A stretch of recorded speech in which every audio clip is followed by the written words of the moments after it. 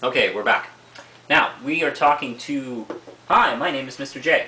And his questions are... Who would win in a fist fight, Indiana Jones or Han Solo? Now, I'd love to watch a film where Harrison Ford beats himself. I think probably Han Solo.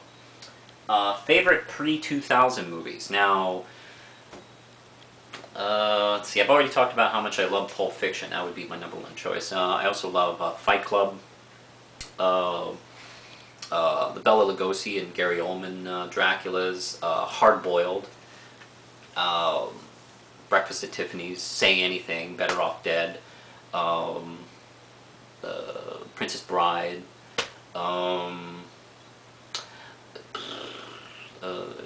Ed Wood. There's quite a bit.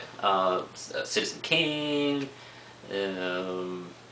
Christmas Story. It's going and on. I hope that's enough. Alright. If a Green Arrow Batman team-up comic was made, who would you like to write it and why?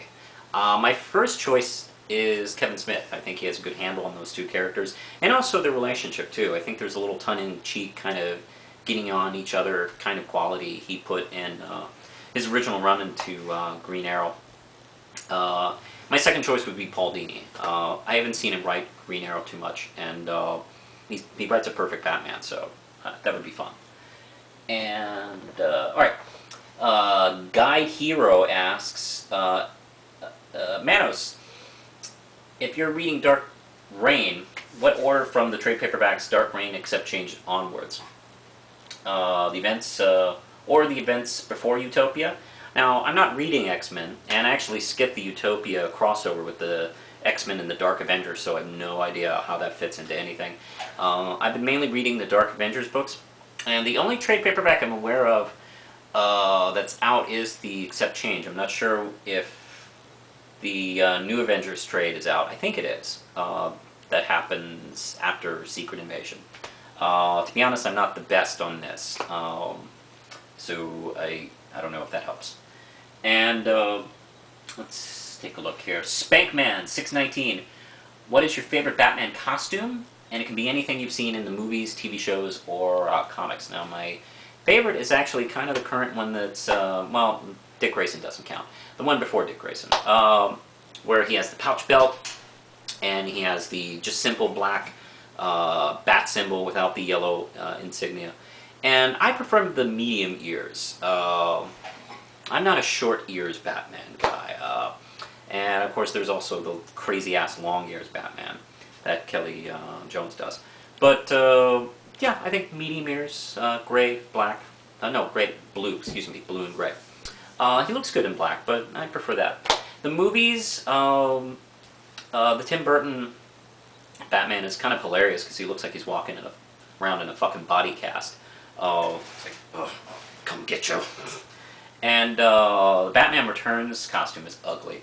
I mean, he's got a goddamn washboard right here. I don't know why anybody mentions that. He looks stupid. It looks bad. And it's also kind of charcoal gray or something like that. I don't know. I'm not a really big fan of that costume. And the two Joel Schumacher abominations actually don't look bad if you took the nipples off. Because it looked like they perfected the '89 Batman costume where it looks like it's flexible and he moves around. And I do like the George Clooney one that it's blue. I like the fact that it's the only blue costume in this kind of field. I do like the Dark Knight costume. I think that looks really good. And I love the fact that he can move his head. They even mentioned in the movie, which is hilarious. And it looks better on film than I thought it would. When I first saw the original pics of it, I thought, oh, that looks a little extreme sportish, but it looks just fine in film. My only problem with the Dark Knight Batman costume is you can barely see the bat symbol on his chest. Maybe if they did it in a different color, maybe, or something like that, or just make it more pronounced. I can barely see it. Oh, okay. Tom missed his school, but he didn't ask me a question. Let's see. Gator Nuggets. What do you like from films? And I just basically like to be touched in some way by the film and the filmmaker, and to have somebody make an obvious kind of statement in whatever genre we're talking about. It doesn't matter if it's horror or musical or comedy or action or something like that. For me to be excited, for me to be interested. If I watch a horror film, I want to be disturbed. If I want to watch a comedy, I want to actually laugh. And if I watch a musical, I want it to be, entertaining. I want it to be, something I could probably like hum to and sing like after I was done. So just to have some kind of thought process in your film. Not like this 2012 bullshit movie. Fuck that movie. It's just him, Roland Emmerich, figuring out how to make a sequel to his Day After Tomorrow movie. It's like, hey, I can destroy the world again! And it's not a sequel at all. And it's like, God, fuck that guy, and fuck his movies. Let's see. Any advice on writing in general? This is from Brand B Reviews. Any advice on writing in general? What important things have you learned that other writers should know? What important things have I learned? What's my advice on writing? God. I would say make you your first reader or first viewer if you're making films. Make it entertaining to you. Don't try and second guess what you think your audience is going to like. If you're making a children's story, don't try and figure out what kids like. Figure out what you liked as a kid or would have liked to have seen as a kid.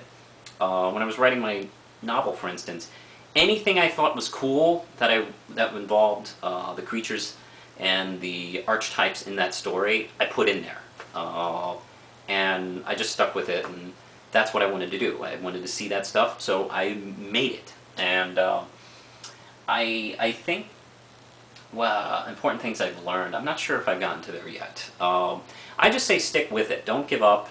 I've been doing this for years, and I feel like I'm on the cusp of kind of actually becoming a writer for real. So don't quit after people don't read your first thing. Just keep with it if you really want to do it. And let's see. Let's move on. Valdorf. How much time we got? 2 minutes? Okay, we're going to cut here and start with his questions next.